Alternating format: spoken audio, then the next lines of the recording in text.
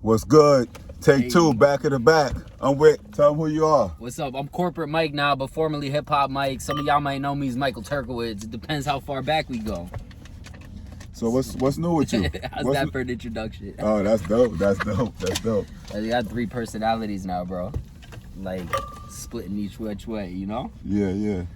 Like, So what's poppin'? you tell me, like, what's new with you? Like, what I seen that you sold a lot of houses since then. I'm selling buildings, man. I'm not into the residential. I'm selling like CVS's, Walgreens, Walmarts, Home Depots. If you want to buy a big building with a big lease, I'm your guy. Holla at me. What's the name of your place? I'm at Silver Investment Properties. We're a firm based out here in Long Island, but we do nationwide. Like you could buy anything anywhere in the country. Okay. And Hawaii. So I guess the same. You know?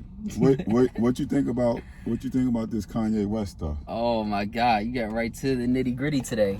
I don't know, man. I think Kanye's wilding out. Be so honest. I think he says a lot of things that, like, if you really dig in, they do make a little bit of sense here and there. I'm not talking about like the White Lives Matter, like all the propaganda stuff, but like there's times Kanye is taking stances on like the industry. You know, he talks about a lot of the politics with the fashion, and I just think the approach is terrible. It's like certain things maybe need to be said, but you're not saying it in the right way, bro. And then like, you know, obviously all the trolley stuff in between, I'm just like, I'm not here for it. Like, I think it takes away from what, you know, the message could be. Before this, was you a fan of Kanye and things that he was doing? I mean, I've always been a fan of the music, I'd say, up until maybe after like Yeezus. I kind of fell off a little bit with it. I was a huge fan of like Kanye, you know, Dark Twisted Fantasy is one of my favorite albums ever, College Dropout, you know, and then watching Kanye just on the fashion side of things, you know, he's always been such an inspirational guy. But like I said, at a certain point, I just think that the approach, like he lost it for me with the approach. Yeah. I don't remember if we spoke about it last time, like with the politics and all, but I think it was a lot of similarities with like the Trump stuff. Is like, here's this guy that a lot of people liked, you know, he had The Apprentice, he was like pretty in tune with like the hip hop community. And then it's just like the approach in running for president was just so like wacky and out of the ordinary and aggressive. It like almost killed the legacy that this guy could have had. Right. And I feel like Kanye is kind of on the same time. Is like, here's a dude that, you know, we've always looked to as being like a smarter, wiser guy. And the way he's approaching stuff right now, at least for me, is just like not smart or wise at all. I think there's better ways to go about, you know, doing things for people. Do you think he'll come up out of this and still be able to sell as much as he used to sell? Do you think this hurt his whole brand? I don't know. For me, I don't know what his goals are. You know, like selling how he used to sell.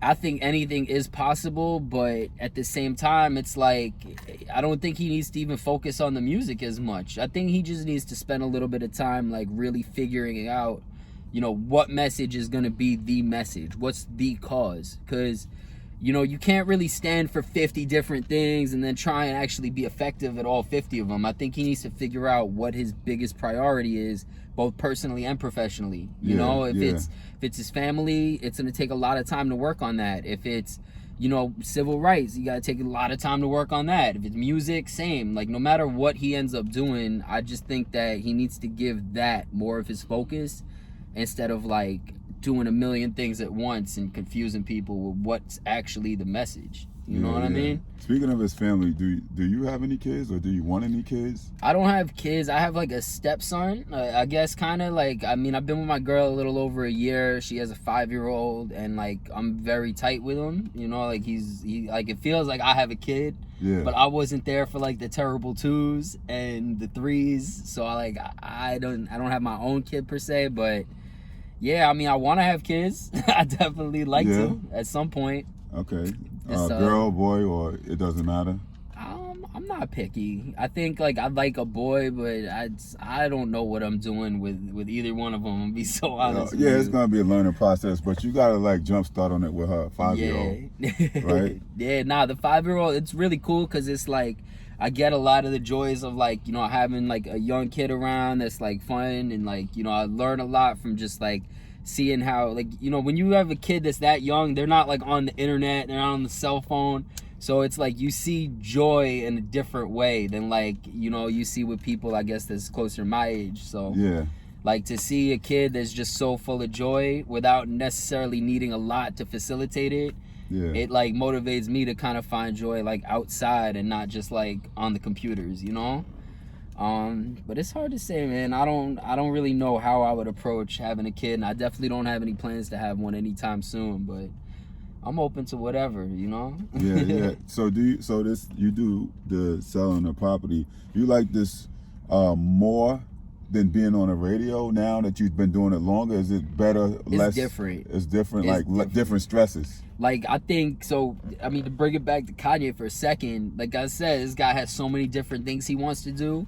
I feel like what I wanted to do in my 20s, radio facilitated that. Like, you know, being a Hot 97, having a lot of like connections, being able to go out wherever I wanted to, like, you know, have conversations, talk to people. It was facilitating like a lot of the joy I was getting in my 20s. Once I hit 30 and things kind of started getting a little wacky with radio, Yeah. this is definitely giving me that same vibe now, as I like kind of like, I look at it as like I evolved into more of like a businessman and like a well put together individual. And I think anybody in music, it's like, you know, if I would have got rich in my 20s, I still would have wanted to approach it in the way that I'm approaching life now, where it's like the money should go towards like investments. You know, I do, like I said, I want to have a kid one day.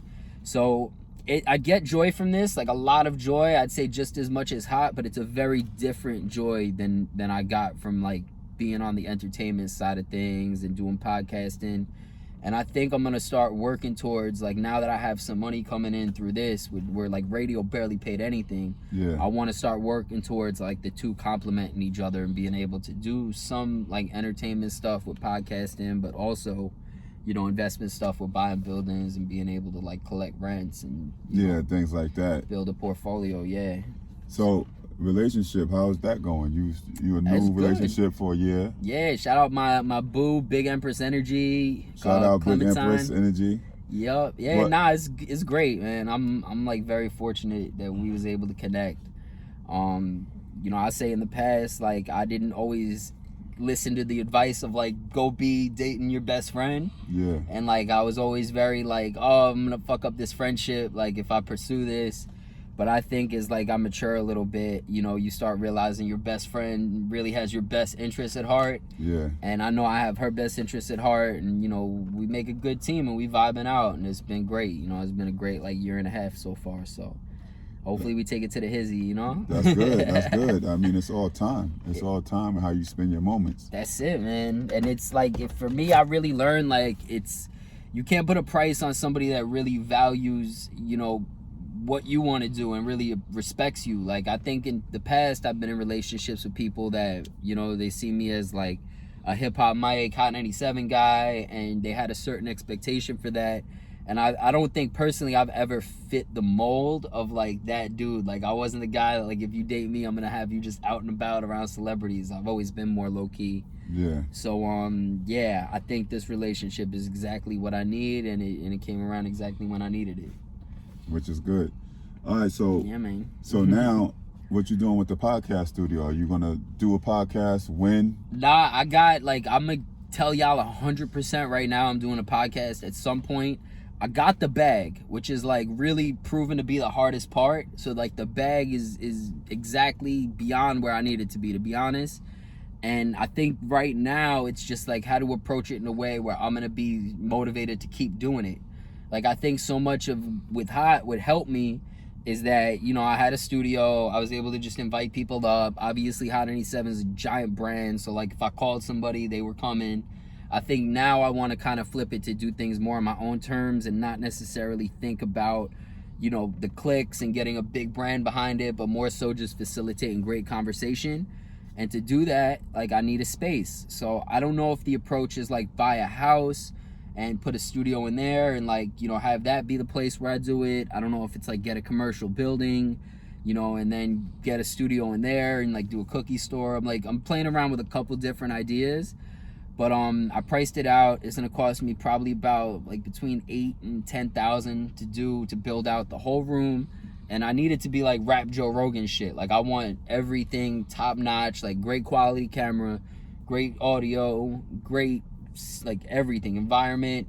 And then I gotta like really, I learned the hard way with media is like there's a lot of people that don't do a lot of shit that just throw a lot of money at advertising and marketing. Yeah. So I think when I go back to doing it, I want to be able to have like another budget aside to just start, you know, doing it the way that I know the industry does it and keep it to a certain standard. Because I think in the past I've done content that's like that and it's always been very genuine, but it doesn't keep up with the industry stuff because it doesn't have the ads run on it. There's not marketing on it. Like there's so many different little things you have to do, even down to the edits, to keep it going. yeah, and it gets expensive, and you know you really have to do it consistently. So I'm in the process of figuring out like how to exactly build it out, and I think once I know if I'm gonna buy a house or if I'm gonna buy a building, you know, I'm gonna get to work on that, and hopefully at some point next year start just stashing interviews away. Like I want to be able to just talk with everybody, whether it's music, real estate, health and wellness, like all kinds of different people. I see you bump into Rosenberg. What was that like? Yeah, I mean, me and Rosenberg always good. Like Yeah. we talk all the time. Yeah, me and Rosenberg, I mean, we cool. Like I don't think there's any hard feelings there. There's some people at Hot that have been awkward. I don't know if I want to say any names right now, but I think, you know, Yeah, you don't have to say no names, but yeah, just generally there's awkwardness in the. there's some awkwardness. Like I'll keep it this way: real is always gonna recognize real, and I think people like Rosenberg, like Drewski, like Juanito, like E Styles. I mean, Nessa, like you name it. There's a lot of great people that still hit me up, that still check in, that still show hella love. Yeah. I think a lot of people that's more with the fake stuff, that's very invested in how they look and the industry. Those people maybe distance themselves, but I think I look at it personally, and maybe I'm wrong, but those people wasn't really doing shit for me anyway. You know, it's like, I was thinking about it yesterday. It's like funny you asked, because I was like, when was the last time somebody asked me to listen to their mixtape? It's been like probably 2 years since somebody was like on me about their music. And I'm like listening to more music now than ever, to tell you the truth. And I think shaking that energy, it's like you realize who your real friends are and who really supports you, Yeah. and just who doesn't. And, you know, fast forward when things go together with this podcast and I put, you know, what I need to put into it, the people that aren't really tapped in right now, those are the same people that tap in immediately. They're the first ones that call your phone when they see an opportunity. And, you know, I've had moments where things have went well and people have reached out and tried to like, you know, peek behind the curtain, but I've like kind of learned who I want around me, and I stay behind the curtain and I lay low and I just do my thing. And when I pop out, you know, I want to pop out on my own terms without any regard for who's fucking with me or not. Right. Yeah. Like, yeah. honestly, like, so that's where I'm at with it. But I say, like, even people that I've seen in person that act weird, it's like they act weird by like saying hi in a different way. You know, it's like nobody's been like real, like, I don't fuck with you. Yeah. You know, I just think more so like I'm not the popular guy to be friends with, obviously, at Hot 97 talking all the shit that I talk. Yeah. Yeah. But I stand by all the shit I talk, so it's like, you know, I'll be mad at me, but I actually stand for something. I'm not just talking shit to like get attention, and I think people mean, know you that. are who you are, and as you hip hop Mike, you corporate Mike now. Yeah. You know, but on your podcast, you'll be hip hop Mike again, right? I don't know, man. Different. Or I have no idea, honestly. Like, I just there's moments where I feel real hip hop Mike vibes, and then there's moments I feel real corporate. It's hard to say, you know. I don't really hide behind the brand. Like, it's just, I'm just Mike at the end of the day, and if I'm on my corporate shit, I'm on my corporate shit. If I'm on my hip hop shit, I'm on my hip hop shit, and it's like you can take it or leave it either way, you know. Yeah. What's up with your cookie business? I slowed down with it crazy, honestly. Wow. It's just hard. It's like really tough to do it A through Z by yourself, and then the time that it takes to do it legitimately. Like before, like being a buck, it was doing really well, but it was not legitimate. Like, it was legitimate in the sense that it's like everything was getting prepared by the right places. Like, you know, I had everything shipping right, but like you need to set up a storefront, you need like approval from health department. You have to have like a whole setup and situation. And I considered it, like I said, like I've thought of getting a commercial building and like doing that whole process with like the health department, but like they're backed up 3 months. So like the way it would work is I'd have to get a building, get an address, tell the health department I'm putting a cookie store in. They'll get me on a calendar to come like inspect. In that first 3 months, you build out the store, which is probably close to like 30, 40 grand, depending on, you know, like what equipment I get and how aesthetically I want to do it. And then they come inspect, but like by this time you're already about 3-4 months in. You got to pay rent for that time unless you buy the building. You have to have all the equipment invested in, which is a lot of money. Yeah. So it's like, it's something that I definitely want to do, but it's like, it has to be feasible. Like it can't be something that I just throw a bunch of money into and then I can't manage, or something I throw money at and then I have trouble with the health department. It costs more money. Like I'm doing well, but I'm not in a position to waste money. Yeah, yeah. You know, you gotta be smart with your money. And that's a really big investment, especially to do it to the scale that I want, where you're shipping all over the country. And you know, it's just a lot. It's a crazy business. Anything you do with food, anybody that works in food, y'all know it's like crazy to get it set up. But you still own those places. Yeah, well, I own all the trademarks, everything. Like the website is still up and active. Like if you order, you'll get a shipment. Yeah. But like I want to take it to another level, and then the bigger it gets, the more you open yourself up to like having nonsense with, again, with the health department, with like the city, it's insurance. You have to get so much other stuff going. Can other people invest in that with you? Would you take on investors, or you wouldn't? It depends. The money's not necessarily the biggest issue. My thing is more so like being able to manage it at this scale that I know I could do it at. Yeah. Like if an investor came in, honestly, like I would want somebody who's like familiar with the food part of it, somebody who like understands exactly how the health department works, exactly how to like file the forms, set up the restaurant. Like, you know, I'm familiar with like somewhat building like pizzerias and stuff. Yeah, yeah. But I would need a partner that's like more hands-on than just like a money guy. Yeah. So, I mean, it's good. Like, don't get me wrong. Like, I really love the cookie business, and like it is something that I do plan to do. But it's so much work that I'm like, I haven't mentally prepared for approaching it. And then the more that I play around with the idea, the more I'm just like, I should just be podcasting. It's way cheaper. Yeah. And I could do it in a way that it's gonna bring me more joy. Like the cookie business is like strictly money, you know? Like it's strictly an investment, and it's a big investment. Yeah. So if somebody wanted to get up with you to buy a building, how would they contact you? Just hit me up. You call Silber Properties, SILBER Properties, S for corporate Mike, and I'll put you on all the game I got. I will say this: if you have money and you're not familiar with like investing in like commercial real estate, do some research or talk to me at some point, and I'll put you on the game, because I can't tell you how many things I've learned like since starting to work with Silber. And like I see so many artists just over the years that have so much bread, and it either like sits in an account or it's like spent on a lot of dumb shit.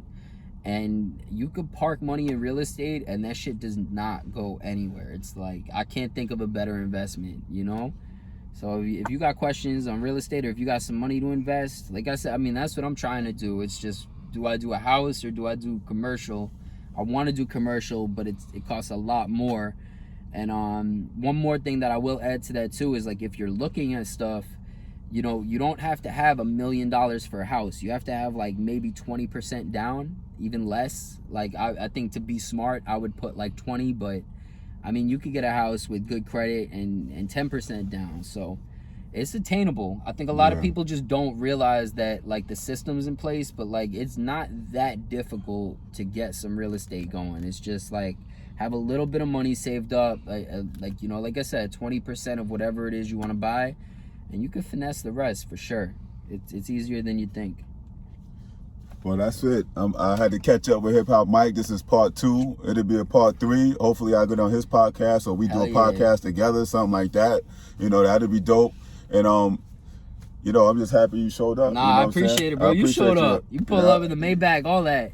Yeah. I mean, y'all know where I'm at. I'm laying low in Long Island, vibing out, getting this bag up. But the podcast is definitely like at the forefront of my mind. It's something that I'm excited to start working on. And you know, 2023 is gonna come so quick, bro. I'm excited, man. I'm hyped. Like I can't wait. Yeah. So And that's a wrap. We out. Peace, y'all.